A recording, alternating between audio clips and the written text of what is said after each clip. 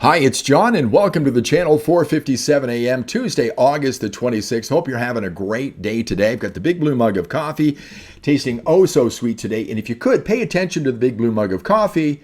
Please click on subscribe. Thanks so much. I do appreciate it. So today I wanted to do something different. I haven't done one of these in a long time on my channel. It's an audience participation video, and I want you to take part. I want you to leave a comment below and leave your thoughts on this one. And over the next couple of days, I'll do a follow-up using your suggestions, all right? Because I started to do a list on today's topic, which is Poilievre's road to winning, and my list kept getting longer, and I didn't want this to go on forever. My wife helped me out with a few of these as well. I think there are some things on here that Poilievre will never do, which I think as a conservative, I'd like to see him do, and I'm sure you have some thoughts on this as well. And I think you'll agree with me, Pierre Poilievre, he's got the wind at his back right now. I think he's a changed man. I think he was maybe a little humiliated by losing in his own riding during the election. He's been humbled, but I think he's come back stronger. He's come back stronger on a couple of issues just over the last month or so. One of them would be immigration, and the other one would be what's known as the castle doctrine, or being able to defend yourself in your own home.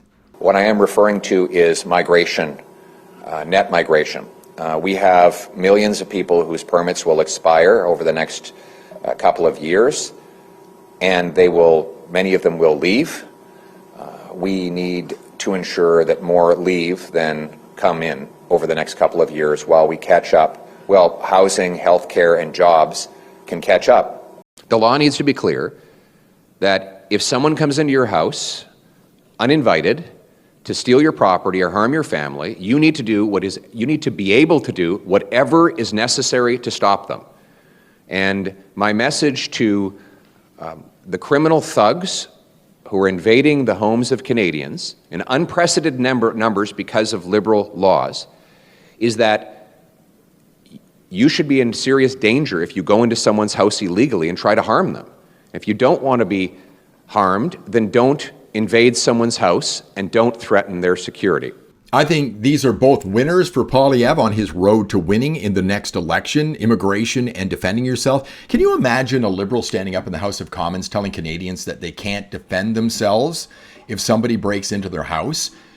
There are people who actually believe that. We call them victims. And as far as immigration goes, it's the reason why I'm doing this video today. Got an email in yesterday from Candace Malcolm's Juno News with this headline: Poilievre calls out Liberals for overshooting their own immigration targets.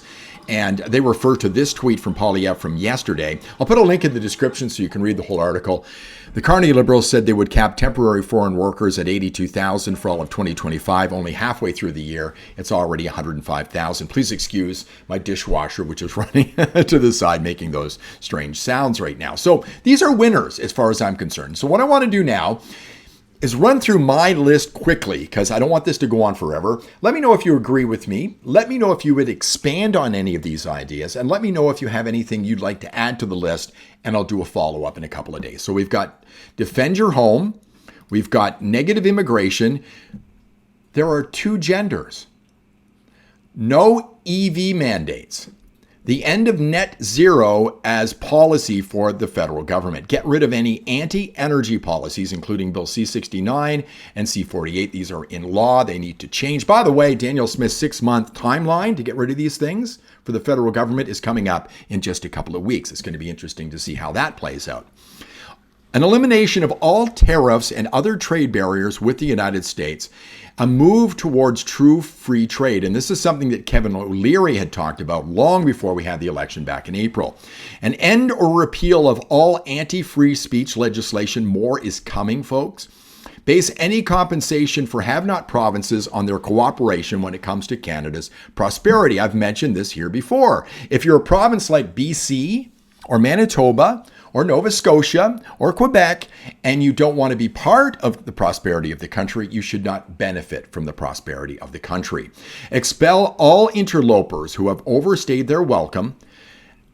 Temporary and student visas. If you're in the country and you've gone past your time to be here, you need to be gone right away. Poilievre has talked about this. Balance the budget and make it law.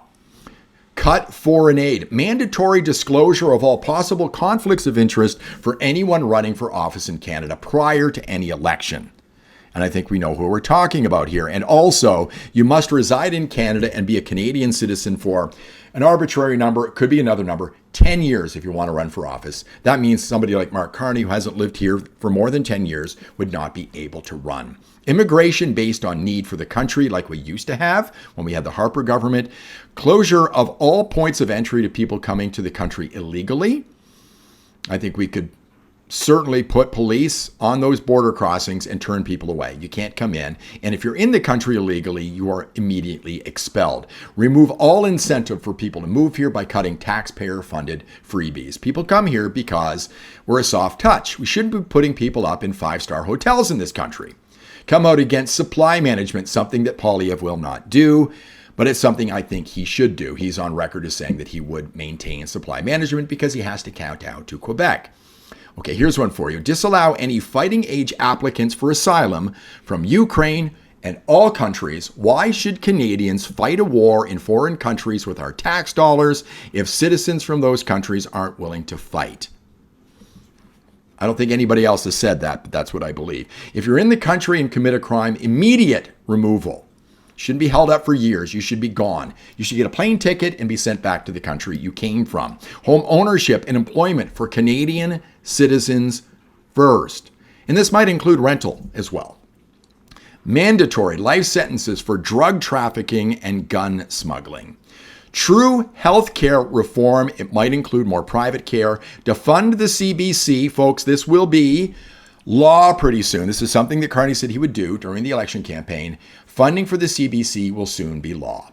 End all funding of media, all of it, private and public. Repeal UNDRIP, which is Canadian policy right now. UNDRIP is the United Nations Declaration on the Rights of Indigenous Peoples Act. We have a small percentage of people in this country, less than 5%, holding everything up. That should not be allowed. And demand accountability from Indigenous groups. 32 to $36 billion spent every year, and we don't know where all that money goes. We keep adding to the pot, and things just keep getting worse. Under the Harper government, they had to be accountable for the money they got. They don't anymore since the Liberals got in back in 2015. So here's my list. Let me know what you think. Please add to the list. Improve my list, improve on some of my ideas, or disapprove of some of the things I say. Leave it in the comments below. If you like the video, please give it a thumbs up. Subscribe to the channel. Ring the bell for notifications. I'll see you in the next one.